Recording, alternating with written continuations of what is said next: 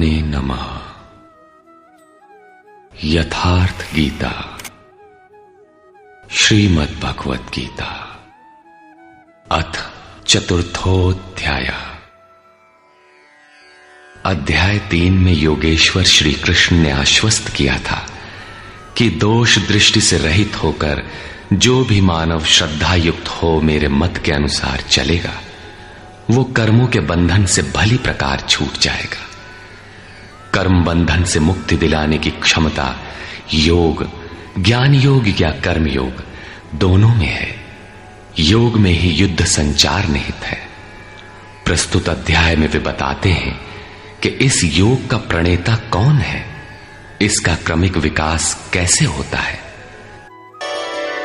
श्रोत्रादीनीन्द्रियाण्यन्ये संयमाग्निषु जुह्वति शब्दादीन् विषयानन्य इंद्रियाग्निषु जुह्वति। अन्य योगी जन श्रोत्रादिक अर्थात श्रोत्र, नेत्र, त्वचा, जिह्वा, नासिका सब इंद्रियों को संयम रूपी अग्नि में हवन करते हैं, अर्थात इंद्रियों को विषयों से समेटकर संयत कर लेते हैं। यहां आग नहीं जलती। जैसे अग्नि में डालने से हर वस्तु भस्मसात हो जाती है, ठीक इसी प्रकार संयम ही एक अग्नि है जो इंद्रियों के संपूर्ण बहिर्मुखी प्रवाह को दग्ध कर देता है।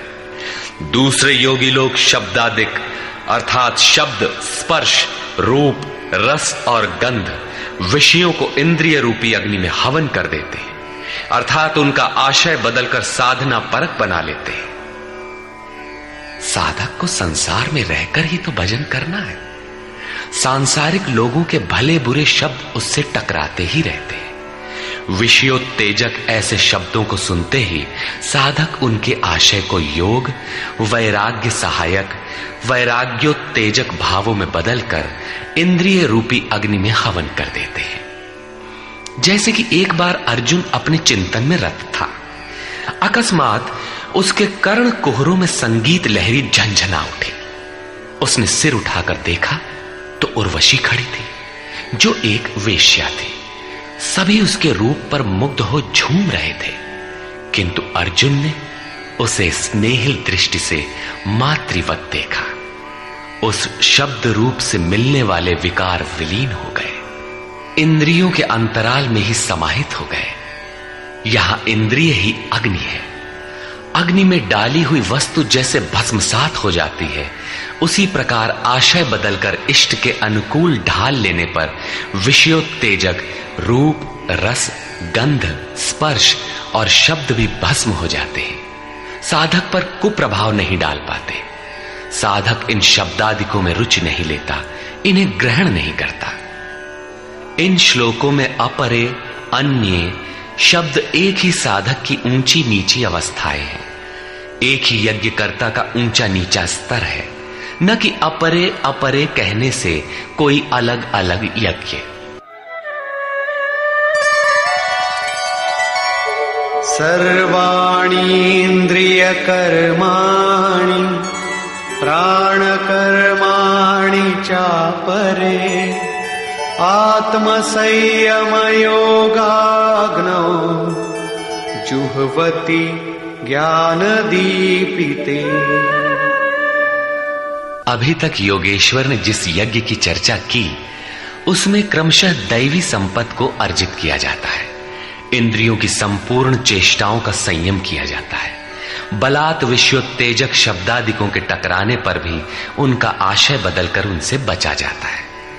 इससे उन्नत अवस्था होने पर दूसरे योगी जन संपूर्ण इंद्रियों की चेष्टाओं तथा प्राण के व्यापार को साक्षात्कार सहित ज्ञान से प्रकाशित परमात्म स्थिति रूपी योगाग्नि में हवन करते हैं।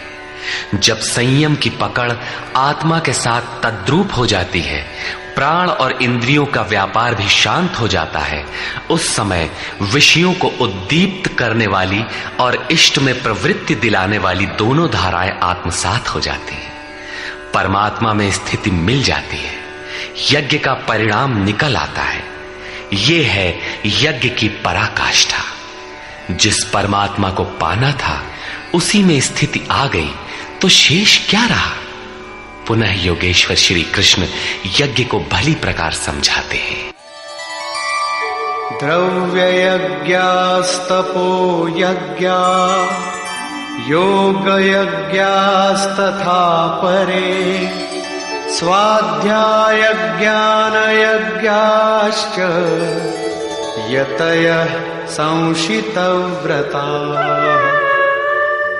अनेक लोग द्रव्य यज्ञ करते हैं, अर्थात आत्मपथ में महापुरुषों की सेवा में पत्र पुष्प अर्पण करते हैं। वे समर्पण के साथ महापुरुषों की सेवा में द्रव्य लगाते हैं। श्री कृष्ण आगे कहते हैं कि भक्ति भाव से पत्र पुष्प फल जल जो कुछ भी मुझे देता है उसे मैं खाता हूं और उसका परम कल्याण सृजन करने वाला होता हूं। यह भी यज्ञ ही है। हर आत्मा की सेवा करना, भूले हुए को आत्म पथ पर लाना द्रव्य यज्ञ है, क्योंकि प्राकृतिक संस्कारों को जलाने में समर्थ है। इसी प्रकार कई पुरुष तपोयज्ञ स्वधर्म पालन में इंद्रियों को तपाते हैं, अर्थात स्वभाव से उत्पन्न क्षमता के अनुसार यज्ञ की निम्न और उन्नत अवस्थाओं के बीच तपते हैं। इसी पथ की अल्पज्ञता में पहली श्रेणी का साधक शूद्र परिचर्या द्वारा, वैश्य दैवी संपद के संग्रह द्वारा, क्षत्रिय काम क्रोधादि के उन्मूलन द्वारा और ब्राह्मण ब्रह्म में प्रवेश की योग्यता के स्तर से इंद्रियों को तपाता है। सबको एक जैसा परिश्रम करना पड़ता है। वास्तव में यज्ञ एक ही है, अवस्था के अनुसार ऊंची नीची श्रेणियां गुजरती जाती है। पूज्य महाराज जी कहते थे, मन सहित इंद्रियों और शरीर को लक्ष्य के अनुरूप तपाना ही तप कहलाता है। ये लक्ष्य से दूर भागेंगे, इन्हें समेट कर उधर ही लगाओ। अनेक पुरुष योग यज्ञ का आचरण करते हैं। प्रकृति में भटकती हुई आत्मा का प्रकृति से परे परमात्मा से मिलन का नाम योग है। योग की परिभाषा अध्याय 6/23 में दृष्टव्य है।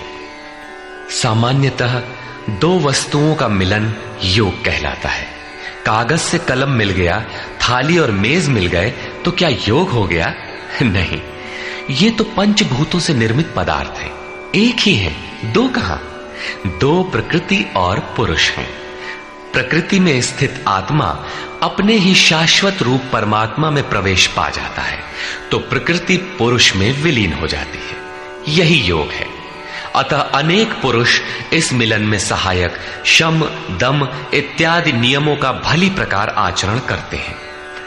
योग यज्ञ करने वाले तथा अहिंसादि तीक्ष्ण व्रतों से युक्त यत्नशील पुरुष स्वाध्याय ज्ञान यज्ञाश्च स्वयं का अध्ययन, स्वरूप का अध्ययन करने वाले ज्ञान यज्ञ के करता है।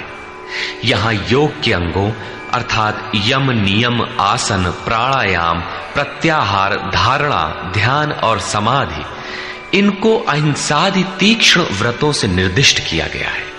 अनेक लोग स्वाध्याय करते हैं।